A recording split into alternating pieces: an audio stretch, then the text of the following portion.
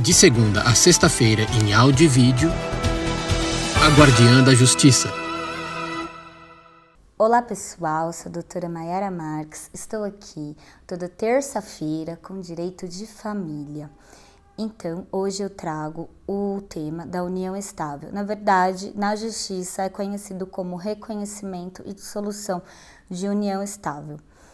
E eu trouxe esse tema aqui, desde que a Gabi aqui da Guardiã da Notícia me chamou para estar apresentando direito de família, foi o tema mais requerido, mais pedido praticamente por todos, união estável. Eu tenho pouco tempo, a gente tem que sintetizar, união estável dá para falar bastante, então se tiverem dúvidas podem mandar para a rádio, que eu vou fazer um resumão mesmo desse assunto. Então, a união estável, ela está prevista no artigo 1723 do Código Civil e nesse artigo mostra os requisitos para caracterizar uma união estável, quais que são.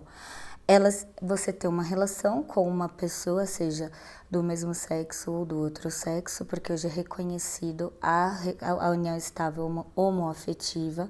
Então, todos os requisitos e o tema que eu vou falar é para um casal, seja do mesmo sexo ou de outro sexo. Então, vamos lá. Essa relação de ambas pessoas, ambos casal, tem que ser contínua, duradoura, pública e com o objetivo de constituir uma família.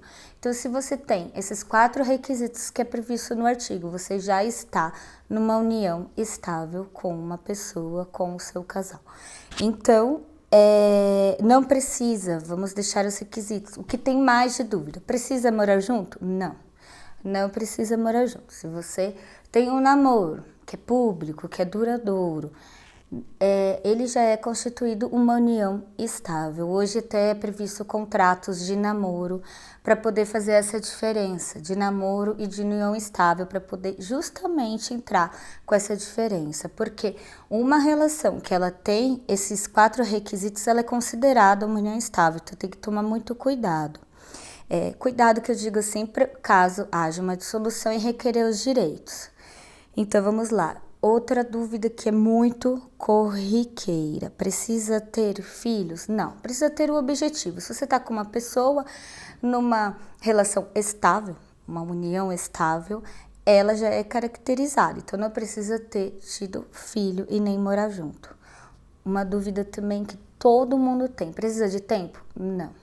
Então às vezes as pessoas falam 6 meses, 1 ano, 5 anos, já vi diversos tempos, diversos prazos aí de relação que a pessoa caracteriza a união estável. Não existe também. Então, você tá 1 mês com uma pessoa, se você já está, 1 mês ainda que eu tô dando exemplo, não é um prazo, tá? Vou deixar bem claro. E você já se tornou público. Hoje, o público são as redes sociais, principalmente. Então, se tá público, se é estável, se é duradouro, esse duradouro para a lei não é um tempo, é você estar com uma pessoa só e não ser casada, vamos deixar bem claro. Então, vai caracterizar a união estável. Então, são essas 3 dúvidas que geram, que geraram mais aqui na rádio, né, nesse tema. E para você reconhecer, você tem que fazer um contrato. Pode ser um contrato comum ou contrato do cartório, como escritura pública, que você vai no cartório e você registra a sua união estável, o seu tempo, os seus bens. E se tiver filhos, também pode entrar nesse contrato. Diferença com o casamento. Praticamente, os direitos previstos na lei com o casamento é o mesmo. O que é a diferença maior? Você ter uma união estável não altera o seu estado civil. Se você casa, você é casado. Se você tem uma união estável, você é companheiro e companheira para a justiça e para todos falando. Então, mas na verdade o seu estado civil vai continuar solteiro, independente desse registro ou não. Regime parcial de bens. O que é o regime parcial? Falando bem leigo para todos entenderem aqui. É aquele regime em que tudo que é constituído na união é dividido pela metade, né? É dividido parcialmente pelas 2 pessoas. Então, esse regime é o da união estável. Dá para mudar? Em cartório, se tiver dentro de uns requisitos que eu não vou conseguir falar, que o vídeo é curto, dá para mudar sim o regime, como o do casamento. Do casamento também, a priori, é o parcial de bens, mas não é o corriqueiro, mas não é o único. Então, tem outros regimes que é previsto. E muitos perguntam também, devo ter uma união estável ou eu devo casar? Se você já tem uma relação bastante tempo com uma pessoa, eu sempre falo, faz o seu contrato de união estável,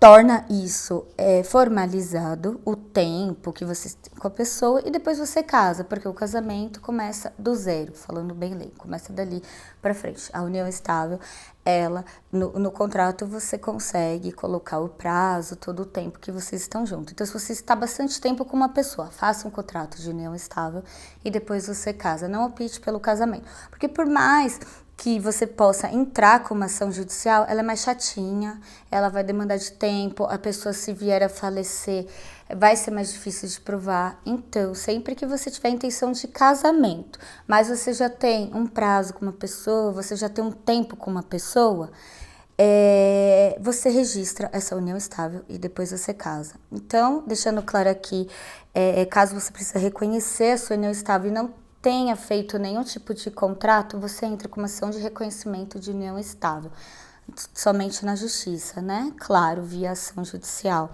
E se você quiser os seus direitos da sua união estável, pleitear esses direitos na justiça, você vai entrar com um reconhecimento, porque precisa reconhecer perante o juízo, e você vai entrar com a dissolução. E essa dissolução seria mais ou menos um divórcio, né? Vamos dizer assim, para poder ter todos os direitos corriqueiros de uma união estável. Então, hoje eu falei sobre união estável, estou à disposição, é um tema bem amplo, bem discutido, tem bastante jurisprudências que são decisões judiciais, a lei é bem grande, mas eu estou aqui sintetizando esse assunto para vocês que foi bastante pedido. Até a próxima terça com Direito de Família. De segunda a sexta-feira em áudio e vídeo, a Guardiã da Justiça.